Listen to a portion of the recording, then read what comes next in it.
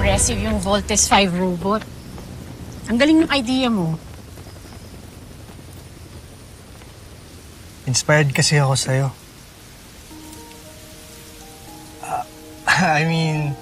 Inspired ako sa mga taong gaya mo na handang ipaglaban ang kanilang mundo. Yun naman talaga yung dahilan kung bakit gusto ko kayong tulungan. Mga taong gaya ni Dr. Smith, si Robinson, lahat ng mga tao dito.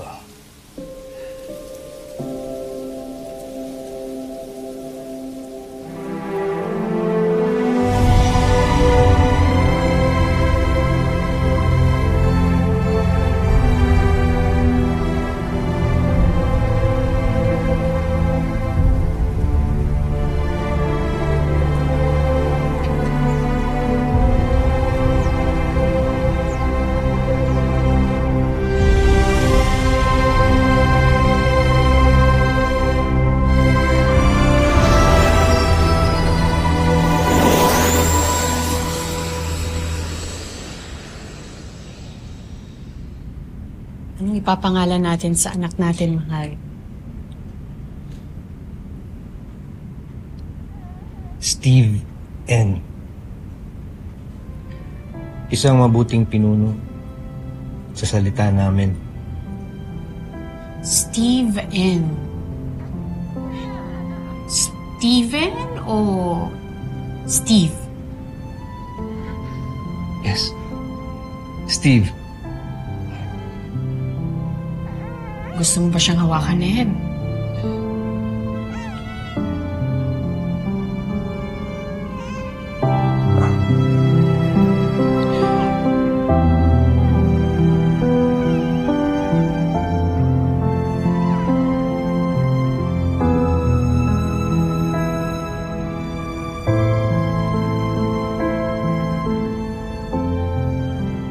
Steve, ipinapangako ko sa inyo ng mama mo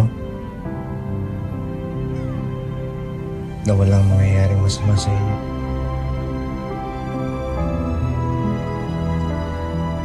Sisiguraduhin ko na hindi mangyayari sa inyo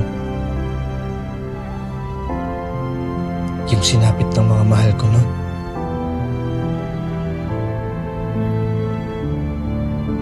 Wala nang masasaktan sa pamilya ko.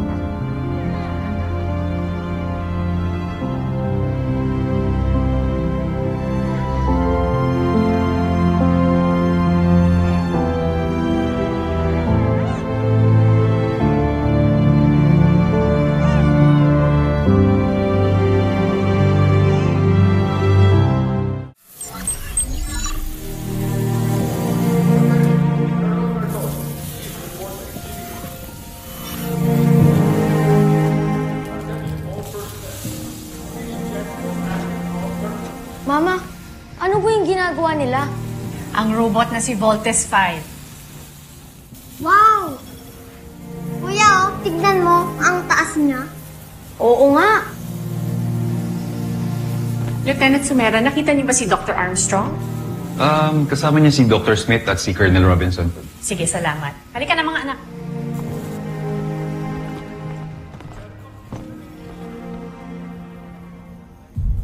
Well, Ned, your ship is finally fixed. Saan ba natin gagamitin ang spaceship na yan? Ito ang gagamitin ko para makabalik ako sa aking pinagmulan. May mga pangako pa akong kailangan tuparin. Anong sinabi mo, Ned? Leia, Kailan mo pinaplanong sabihin sa akin ang mga binabalak mo? Kapag nasa ere ka na? Kapag nakaalis ka na?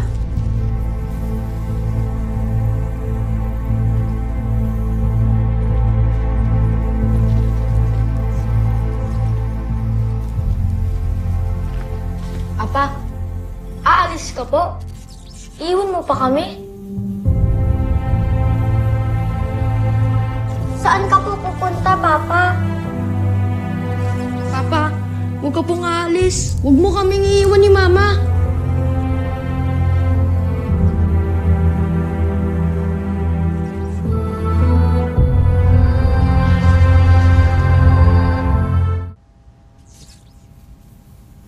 Steve, Bert, hindi pa ako alis. Hindi pa sa ngayon. Hihintayin ko muna ng mga anak ang mama mo para makita ko muna ang kapatid ninyo. Pero sa ngayon,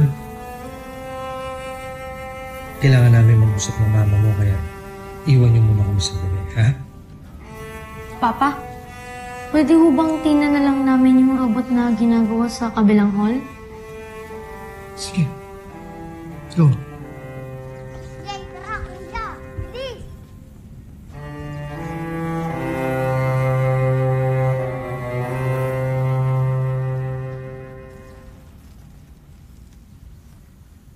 I'm sorry, Marianne. Pero kailangan ko talagang balikan ng mga kasama ko. Inaalala ko ang mga alipin na hanggang ngayon ay kinigipit at pinahihirapan. Ano ang planet Earth? Ginagawa na ang lahat ng defense systems na. Inaayos na rin ang mga safeguards. Magkausap na kami ni Richard at ni Oscar. Paano kami ng mga anak mo? Marianne, mahal kita. Mahal ko kayo ng mga anak ko. Babalik ako.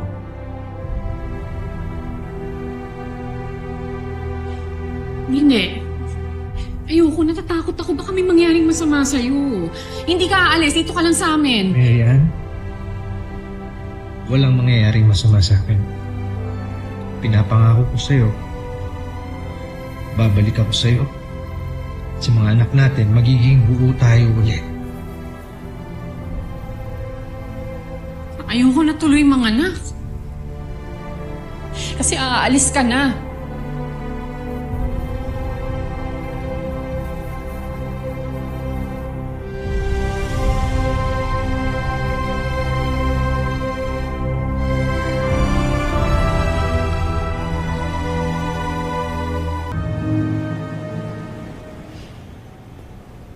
Steve, Bert, huwag kayong mag-aaway magkakapatid. Magpapakabait kayo palagi. At lagi niyong alagaan ang inyong bunsong kapatid. Maging masunurin palagi sa inyong mama. Ha? Saan po ba talaga kayo pupunta, Papa? Huwag ka nang umalis. Ayoko rin naman talagang umalis, anak. Ngunit meron ako mga pangakong kailangan tuparin. Mga taong kailangan balikan at tulungan. Sino po pa sila, Papa? Kasama na lang po kami. Hindi pwede, Bert. Hindi kayo pwede doon sa pupuntahan ko. Saan po ba talaga kayo pupunta, Papa? Steve, anak, huwag na masyadong maraming tanong. I-kiss at i-hug nyo na lang ang papa nyo dahil kailangan na niyang umalis. Sige na.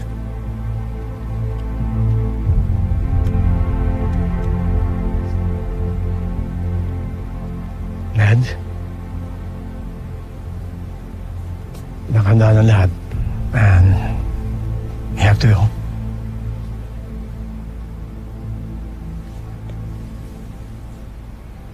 Ikaw nang bahala sa pamilya ko, Richard. Alagaan mo sila. At kung sakasakaling hindi ako makabalik agad, ituin mo sila. Nang sa gayon ay kaya nilang ipagtanggol ang kanilang mga sarili. Pati ang nanay nila. I promise. And the whole world.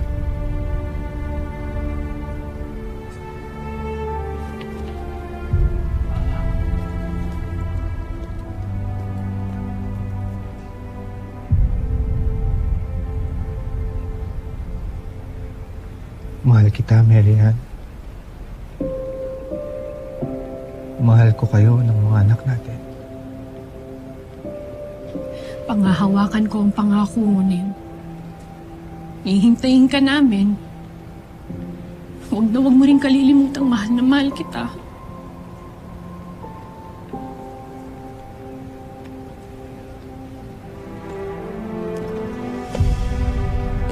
Doctor? Your escorts are ready. Lieutenant Sumera, I asked General Robinson to assign you to watch over my family. Makakasa ka.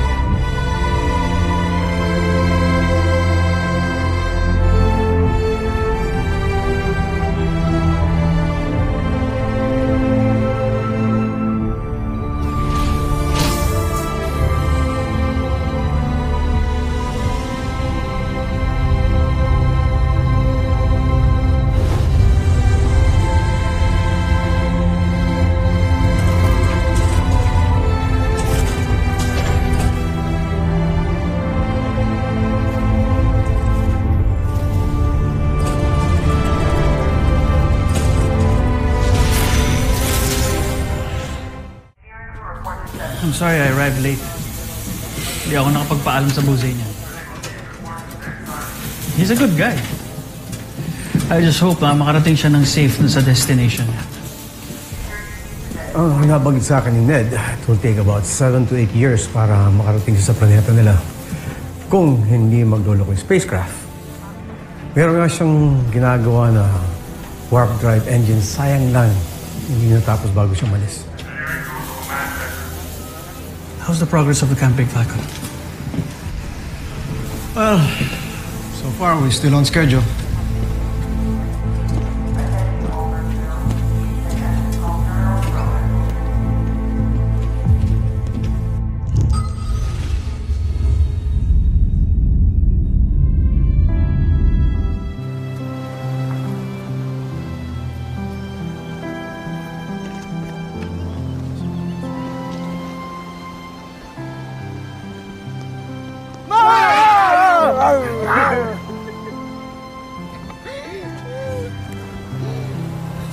Nagsisente si Mama dito ah.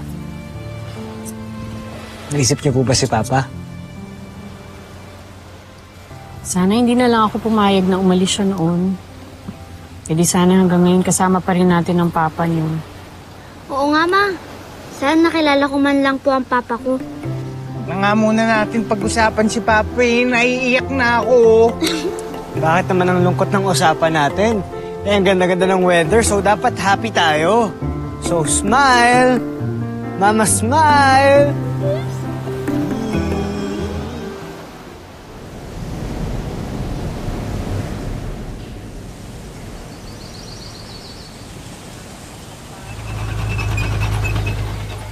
Woo! Camping Falcon!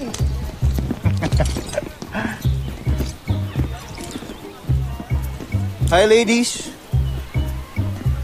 Eto, kabago-bago nito, nagpapakit agad sa iba. Eh, bakit naman hindi? Meron yata tayo special privilege siyang Armstrong Brothers dito sa camp mo. Eh, totoo din naman yun. Kundi dahil kila Mama and Papa, wala tong CBF. Excuse me? No, excuse me. Excuse me, sir. Mga kadet lang kayo dito, di ba? Bro, easy ka lang, ha? Easy lang. I'm not sure, bro. Narinig ko yung pinag-uusapan yung magkapatid kanina. Bakit? Ano sa tingin nyo? Mga prinsipe kayo dito? Teka. Sir? Bakit ba nakikinig ko sa usapan namin? Oo nga. Private conversation namin yun, ah. Attention! May problema ba dito? Wala ho, sir. Specialist, ikaw. None, sir. Masyadong riding ha, tapable. Mga bagong dating lang to mga recruits na to. Huwag naman natin silang i-terrorize this early. Carry on.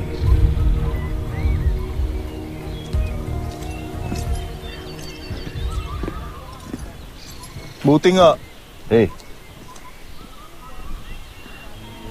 Kayong dalawa. Magpa-low profile naman kayo.